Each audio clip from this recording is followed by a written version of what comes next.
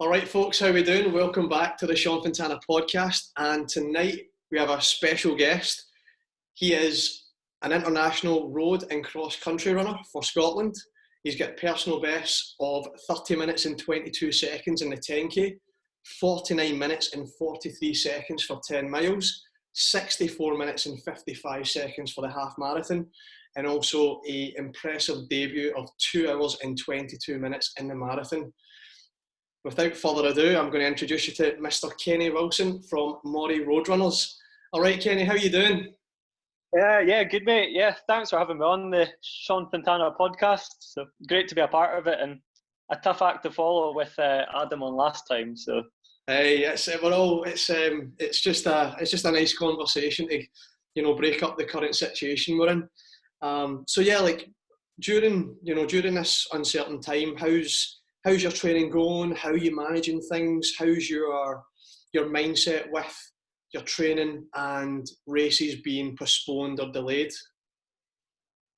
yeah, I think the most important thing is just us all keeping ourselves safe and healthy, and keeping everyone that we know safe and healthy as well. From a running point of view, so I spent the first 2 weeks after our trip to Portugal just ticking over, and now I'm starting to put in a few sessions, but it's all just for fun at the moment and just waiting to see what happens.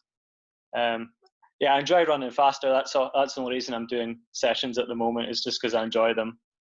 And then we'll see what happens in the future. Yeah, and also you're doing something really good out with your running as well, in terms of, I've been seeing that you're doing the Moray Active Schools circuit classes to keep the kids active and keep the kids healthy up in the north. How have they been going? They've went really well. We've done 6 workouts so far. It was Active Schools. I know a few people that work there, so they contacted me and asked if I'd be up for putting some stuff out there. And yeah, they've went well so far.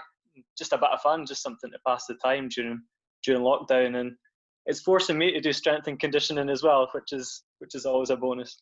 That's it. One of the big things about being an endurance runner is that we run so much, but then when we're doing all that high mileage, we get really tired. So then sometimes we start to put off the strength and conditioning, the circuits, the core, the stretching, the foam rolling. So this is a good place where you're being forced to do your S&C, but then you're helping yourself help others, which is amazing. With the Facebook page, what's that Facebook page called again? Active Schools and Sport in Moray.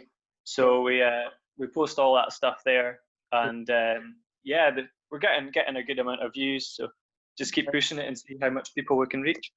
That's it. Like this is the time is now where we've got a lot of time in our hands. A lot of people are working from home, and to do something like that for the kids to stay active, and also in the North District, it does seem like you're a really good role model for the North District.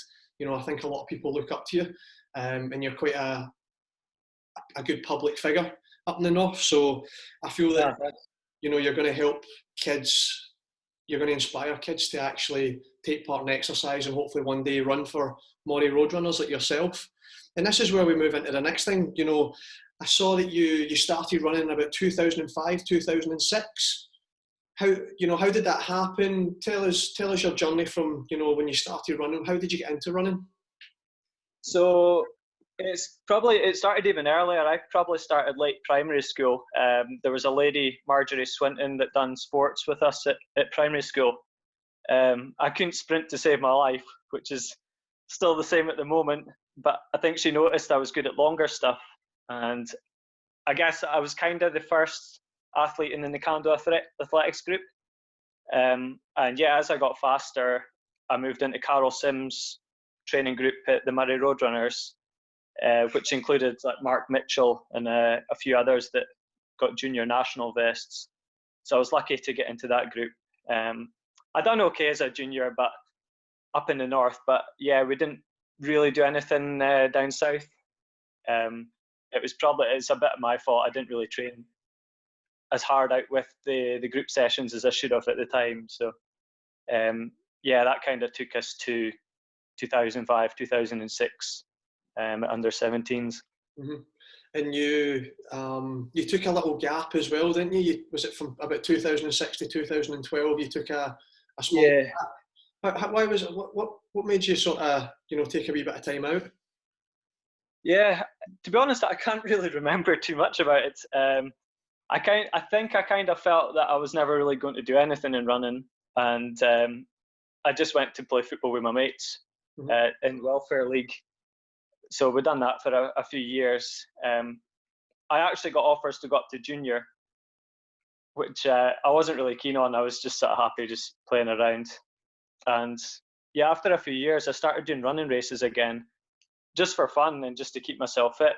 And I had a North runner, Paul Rogan, on my case every time I seen him. Oh, you need to come back to running, and you're wasted.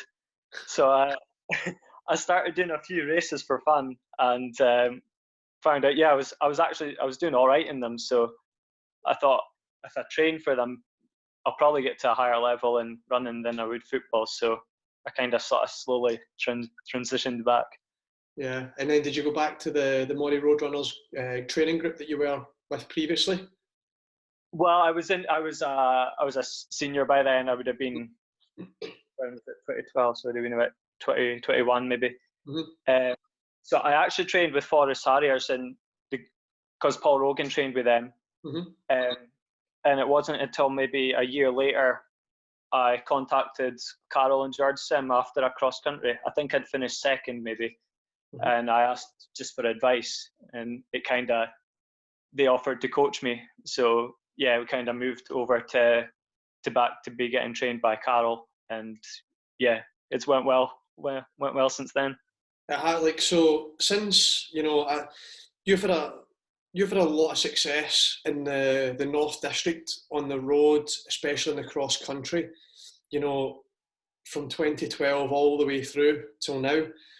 But from what I've seen and what I can see in your progression is 2018 seemed to be the start of this Kenny Wilson coming on to challenging for international vests, international medals, really, staking your claim towards being one of the top distance runners in Scotland.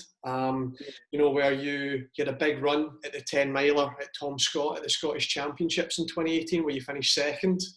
And that was where you ran your personal best of 49.43. You finished 12th place at the British Championships. The big half. That's a great, almost in the top 10 at the British Championships. It's an amazing run. And then you're going on to win your District 10 mile champs as well.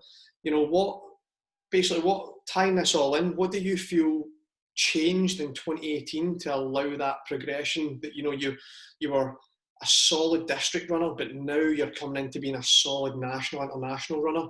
In 2018, what happened there? What was the transition in training or mindset? What can you tell us? Training wise, and I think you and Adam spoke about it in the previous podcast. I think a lot of it's just consistency. So by that time, I had 4 years roughly getting trained by Carol and George, and we always looked at training as being long term. Mm-hmm. So we never tried to rush anything and risk getting injured. It was all just sort of steady progression, just making small improvements each year. And I think possibly late 2017, and like you say, 2018 was just where it naturally came together for me. And I was getting more confident myself in racing and the running. So yeah, just luckily it all came together. And I think at the end of 2017, which gave me the confidence in running, I got a 4th at the Scottish 10K champs. And I actually found myself leading the race at 7K, which was like a complete shock to me. And a few of the guys I spoke to afterwards didn't even know who I was at that point, which is they were shocked I was part of their group. And they were kind of playing with the pace, and I like just a steady pace. Mm-hmm. And sort of tick the miles off. So I ended up being in the front for a K or so.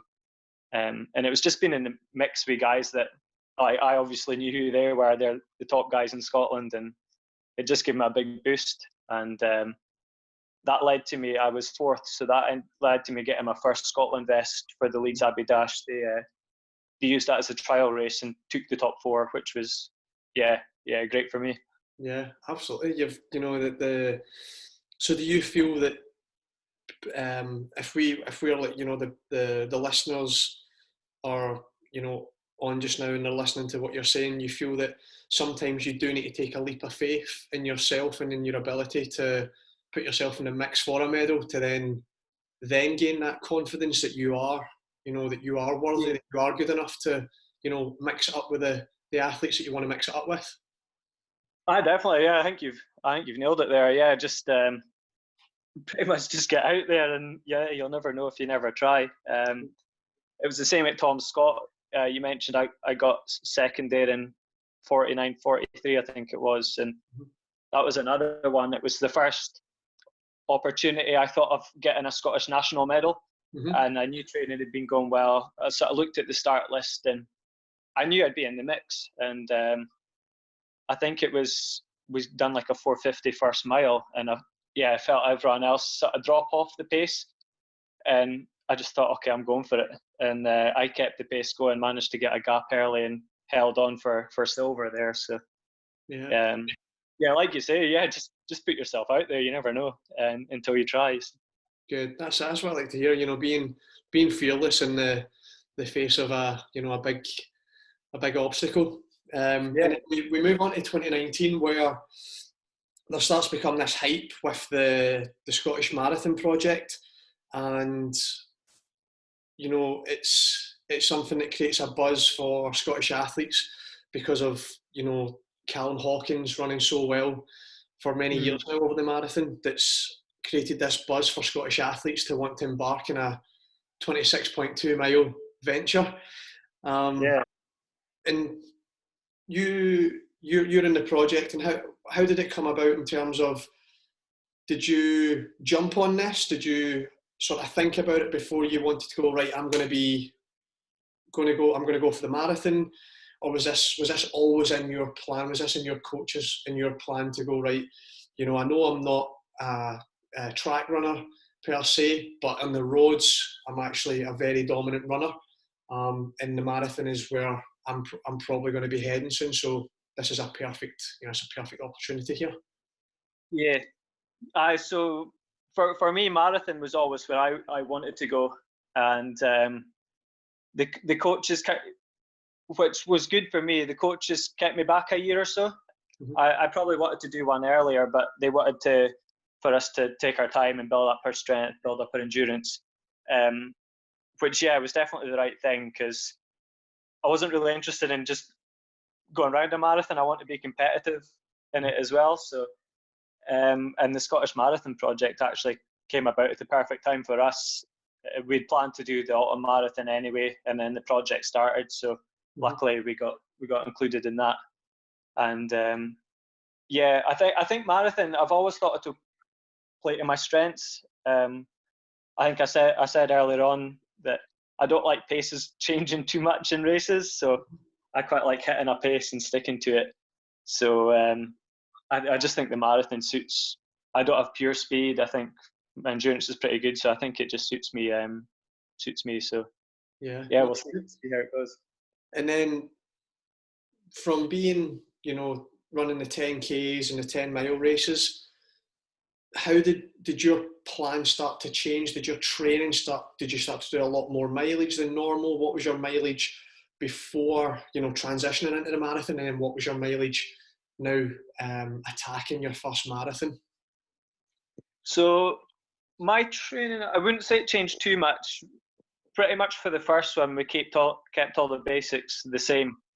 There was a slight increase in mileage. So I would say we probably went from 60 miles a week, 60, 70, up to the 80, 90 range. Just things like our rep sessions, adding more reps. So you're set up to 24 times 400 or 8 times a mile instead of 5 times a mile. So, and just maybe a bit more fartlek and increased mileage on Sunday. But pretty much for the first one, we kind of played it safe. Just to get to the start line, we didn't want to kind of blow up in training and not get the chance to do our first one. So yeah, and I had to change my diet in the build up to the first one as well, which wasn't ideal, but yeah, it was. I was struggling in training, just like stomach things, and I actually got a intolerance test, which you know about as well. Yeah.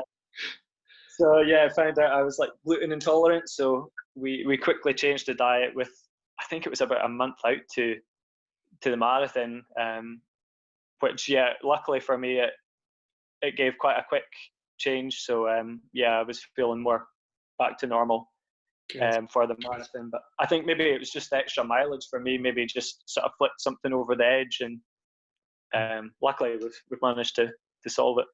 Yeah, no, it's, you know, like you were saying there, a lot of athletes go through their careers with an intolerance, and they don't know they have it until they, you know, make that investment in their health, whether that be like a hair follicle test or it be the blood test, going to their GP and getting it for free maybe. But some people, if they've not actually got that bad of an intolerance and it's just to make you run faster, then you're probably going to need to pay for it. The NHS aren't there to make us run faster. They're there to keep us healthy and keep us safe. Yeah.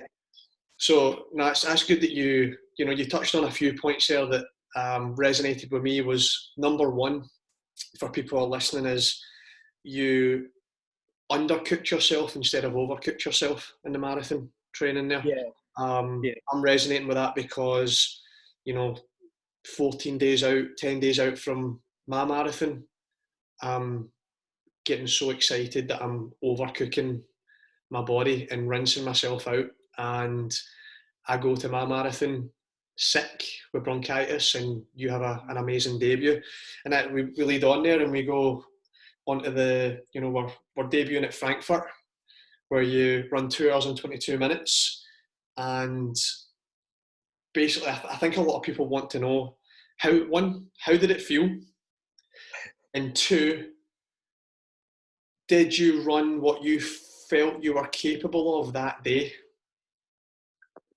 So yeah, it was a nice solid debut. I'll say the last 10 miles were painful, but so we ran to what training showed I was probably going to run. So my ultimate dream was a 220 for the first one. But kind of our bracket was 220 to 225. We thought it could fall anywhere in there. And the strange thing was, I was thinking the whole week before, I reckon I'm going to run 222. I ended up doing that on the day. So it's strange. I don't know if, like, is it a mind thing? Like, because you put it in your mind, you end up doing it. So it's an interesting, like, psychological thing maybe. Yeah.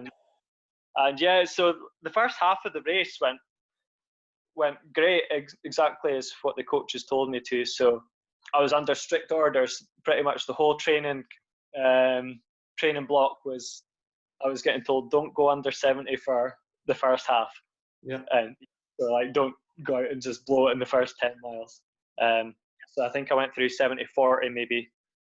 And that's probably after that. So I done the first part right, but I think after that that's where I made my mistake. I tried to push on from halfway and done my quickest miles over the next 3-4 miles. And I think it was about mile 16, I started to feel cramp in my leg. And so over the next few miles, both legs started cramping up.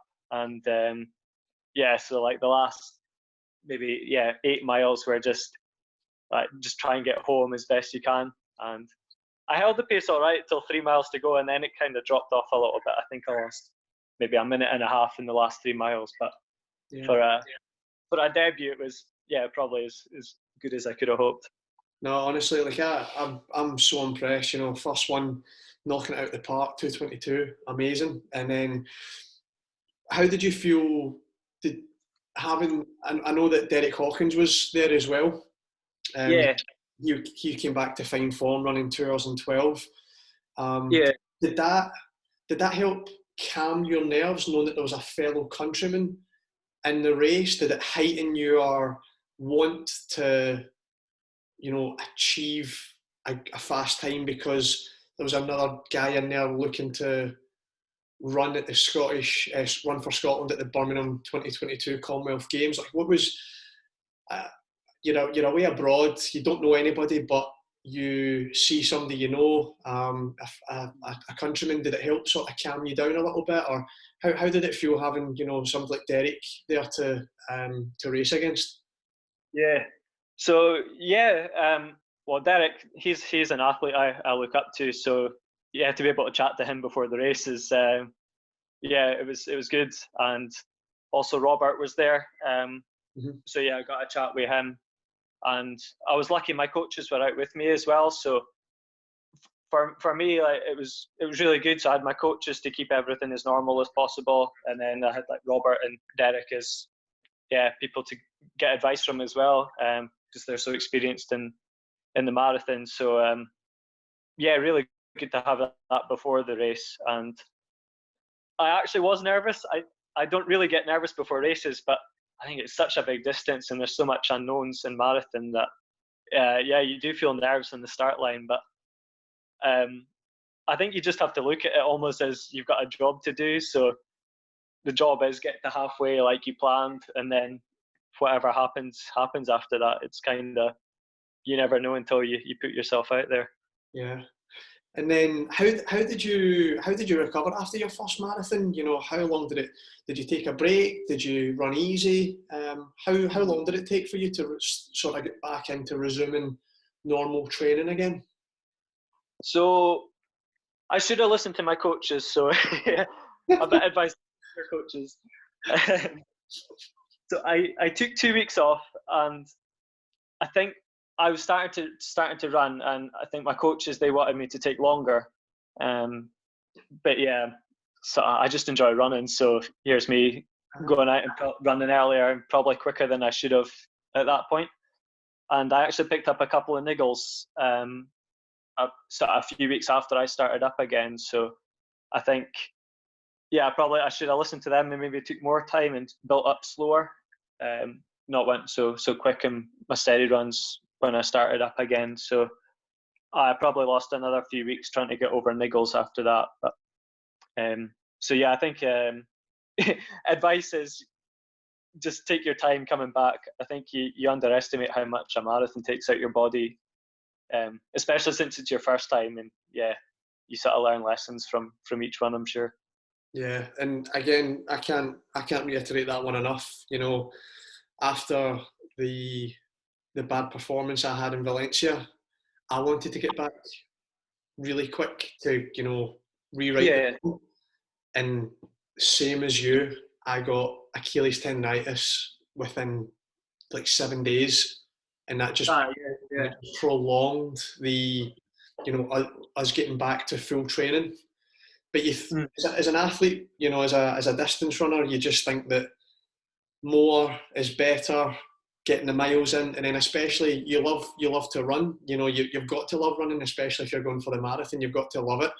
Yeah, I think we're all a bit crazy, and yeah, we all have similar mindsets. I'm sure that you always think you're going to be better getting out there and going hard again, but you learn your lessons.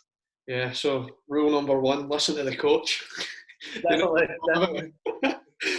So then we move into 2020, where you kick off 2020 pretty spectacular fashion. You're out in the Lossiemouth half marathon.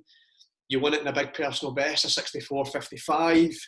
You go head to head with another rival, who's looking to take that vest at Birmingham in 2022. Mr. Robbie Simpson. How did that feel? Going head to head with a guy as talented and won a bronze medal at the Commonwealth Games at the Gold Coast. How did that feel? Racing, rubbing shoulders up beside him, but then also ultimately going on to win the race.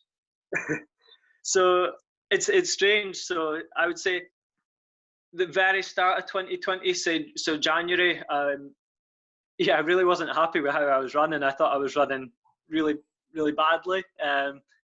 But because I think it was still getting over the marathon, probably expecting maybe too much too early.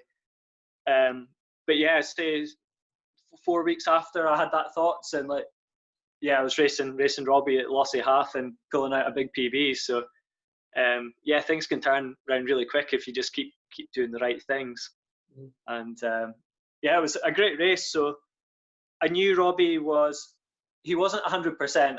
I heard he had a cold in the build up, so I thought maybe, okay, that brings him back towards me. So okay, I can pace off him and he can get me a good time. And it was, yeah, great conditions on the day, and we both went off quite hard, probably harder than we both planned, and yeah, just sort of stuck together for the first, I would say, 7 miles, and then it's probably the most fun race I've done. So Robbie tried to make a break, and then I ended up catching him on a hill, and it's kind of that thing where take a chance. So I knew this is Robbie Simpson, another guy I look up to, but I caught him up and I just went straight past him. I thought, okay, I'm giving this a go. And so I made my move, and then he caught me again at 10 miles, straight past me, made his move. I caught him at, I think, 12 miles, and we stayed together until the final turn. So we had a tailwind. It was favourable conditions, and then we turned at the final turn, and we had a quarter mile into a pure headwind. And so I was just delighted to be in the home straight with him. That was job done for me, and I knew we were on for a quick time. And then yeah, suddenly I was back with him again with a couple of 100 meters to go, and he made another break, and then I heard my coaches and my parents shouting me, so I thought I'll blast it. And surprised myself, I ended up going past him, so it was like a big shock. So and yeah, to go under 65 was, although in favourable conditions, like it's in black and white, so like that was a career aim for me, ticked off. That was something I didn't think I could do. So yeah, I was delighted to get that one. No, honestly, like,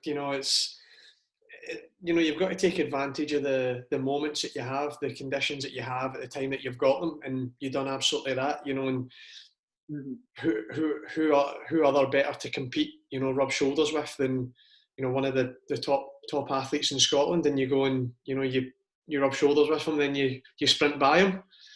Yeah.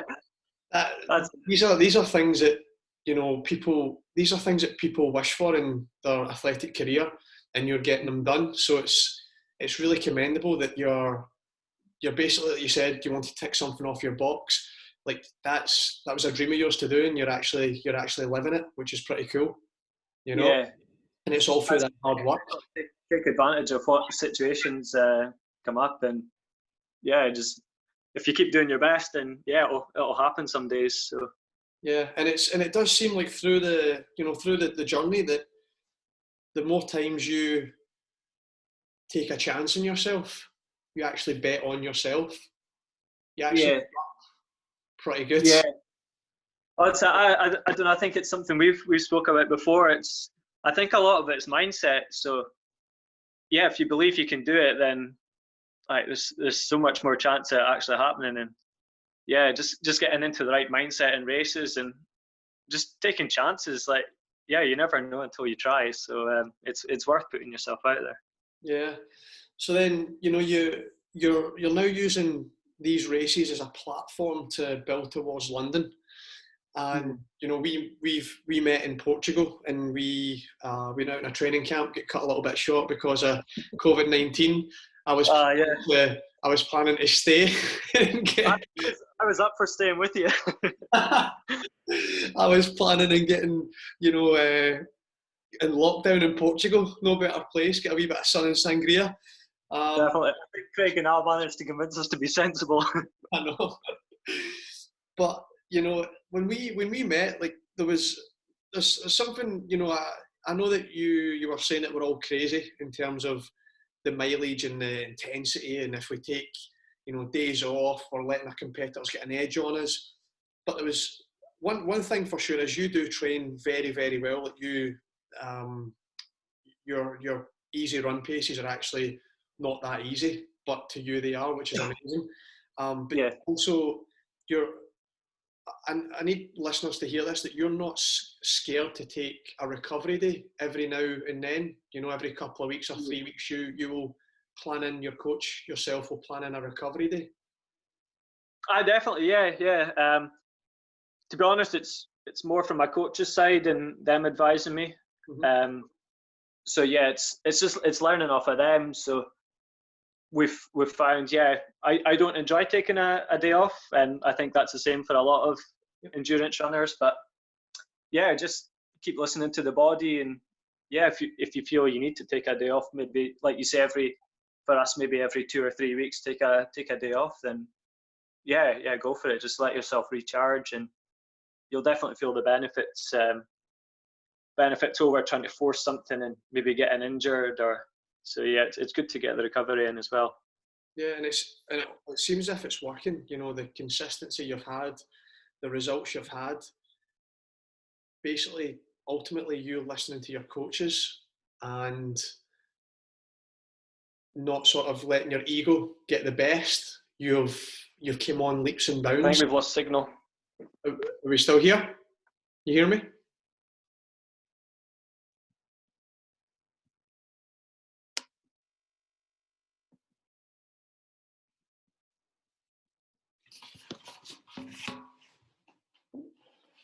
With a little bit of technical difficulty. Can you hear me?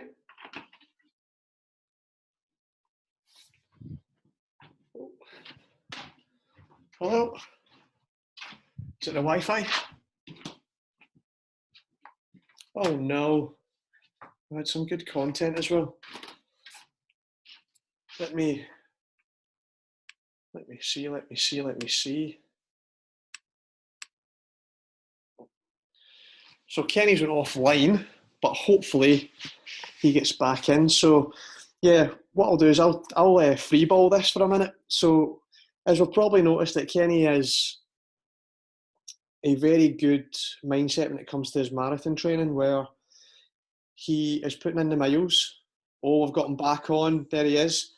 He's putting in the miles. He's not scared to take a day off. So we'll get Kenny back online again. There we go. There's a little glitch there, but that's all right. We can make it work. We have to pay the Wi-Fi bill, I think. I'm waiting for my follow payment to come through.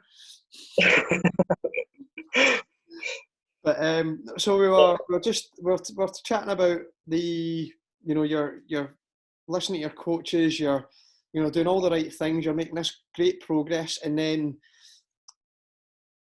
we're looking at London 2020. You are ready to run fast. Like I fully believe that you are going to break 2:20 for the marathon, and the way you were training, the way you have been training, and the way you still are training. What's your so I think a lot of people maybe want to know how do you train? So if you talk us through Monday through Sunday, how's your before London get cancelled, postponed, what was your sort of your day to day, like Monday, was it a long run, easy run, recovery? Tuesday, was it a session? How did your week form? Yeah, so after Frankfurt, we did make some tweaks. So yeah, I'm really lucky with my coaches. So they know me really well, and yeah, we always discuss things with training, and yeah, I trust what they come up with. So the changes we wanted to make was I wanted longer reps and more tempo, so that's been added into the plan, and we've actually went longer Sunday runs earlier in the plan. So we've went 20 plus miles earlier into the marathon sort of build up. But yeah, sort of generally Monday's like a recovery, roughly 6:30 pace after the Sunday session. Tuesday usually reps, so early in the training block it's something like 10 by 1k reps, just something like that. Wednesdays we do we call it a steady run, so the pace I'm told to go is between 5:15 and 5:45, and we got our paces from getting the VO2 max testing at Stirling, so we use that to base our recovery, easy pace, steady pace, stuff like that. Yeah, Thursday it's longer efforts or fartleks, so things like maybe 1k on and off, so harder than floating. stuff like that. Friday it's a recovery run, or like you say, every 3 weeks maybe a rest day if that's needed. I should say Thursday sometimes the 4x5K that we done in Portugal. Yeah. So yeah, that was a good session. Just longer reps and hitting marathon pace. And actually in this block I raced a lot, just local cross countries and some road races, and like we discussed Losse-Hafen and Vernesshaach. So I actually raced quite a lot at weekends in this build up, which I didn't race too much last year, so I think it's actually helped me just getting out there and racing, getting that sharpness, and yeah, I just enjoy it. It was a bit to keep it fun. Yeah. And then we've still been managing, because a lot of the North races are Saturday, so we still managed to get our Sunday runs in where we've done say 20 plus miles, and we throw in 5x2 mile efforts, 1 mile float, and 4x3 mile effort, 1 mile float. So kind of mixing between, again, the 5:15 marathon pace and floating at 5:45. So I think that's what's made the big difference, is that Sunday sessions, getting the long runs in with the big efforts. Yeah, nada. And when I was out in Portugal and saw those types of sessions, that is definitely what's going to build your strength. You know, running 24 miles you done that day. Yeah, I think we done 24 miles. I think if we carried on at the same pace for 2 miles, we would have done like a 2:25 marathon or something in training. So you dragged me around that session though with the so that was good. My quads, because the bike saddle was so low, I felt like a clown in the circus. Like my quads were killing me. So like when we were cycling into the wind, I was like, oh my God, like I think you're going to drop me because my quads were I was like, geez, like stop running so fast. You had an effort on that bike anyway. So that was worth it. That was a good €5. I got two big sessions out the bike. Oh yeah, it was ideal. Yeah, good music as well. Yeah, the Vega Boys. The Vega Boys. So you know, like you're in this great shape. You know, you're in personal best shape. There's no doubt about it. What is your thoughts with London being postponed? Are you know, where's your mind at? I'm still pretty relaxed about it, to be honest. I had say that 64:55 half at the start of the year, so already like the start of the year has been a success for me. So I'm quite confident. I always think an autumn marathon for us up north is probably going to be better, because the just the training conditions in the winter is not great up here. Mm-hmm. So kind of the spring marathon's probably got to be more of a base for the quick time in the autumn for me, where I can get some good training in with the lighter nights and better weather. So hopefully one happens in the autumn. We can all give a go, but just waiting to see what happens really. That's it. It's all up in the air, and hopefully, you know, like the reason you're doing so well just now is because, like you said previously, is that you actually love to run. Yeah. It's not, you know, the competition is a bonus, but ultimately your main motivation is internal motivation, where you want to put your shoes on, you want to get out the door, and you want to, you know, smash up a few miles. Definitely.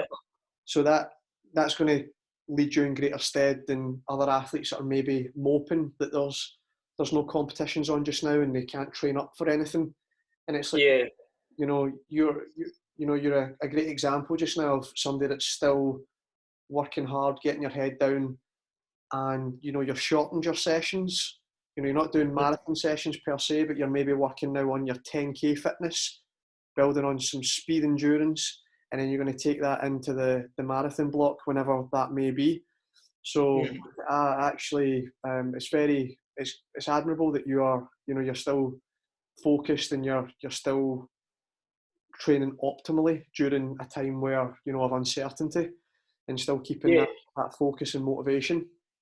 Yeah, definitely. I think we're quite lucky that it's not a job for us. It's a hobby. It's what we like to do. So and then we can just take advantage of.